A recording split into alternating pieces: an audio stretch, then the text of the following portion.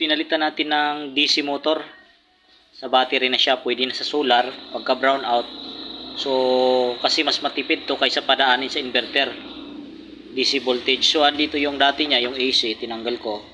So ang gamit natin yung frame pa rin niya, nilagyan ko lang ng spacer na foam para umipit siya. So ibabalik pa rin itong mga ano niya, yan, mga takip niya. So mas malakas na siya, times 3 ang lakas niya kumpara dito sa dati niyang motor. So yung DC motor, mas mataas ang RPM niya, yung ikot niya. So mamaya titingnan natin ang speed niya.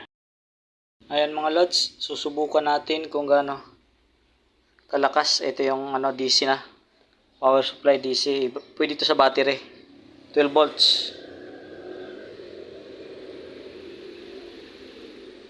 Ayan, napakalakas po lods.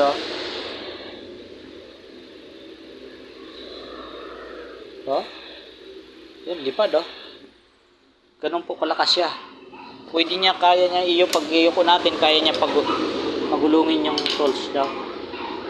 Try natin kung kaya niya pagulungin yan.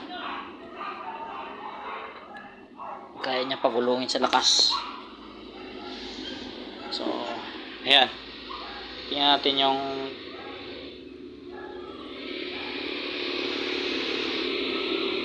loads. Napakalakas.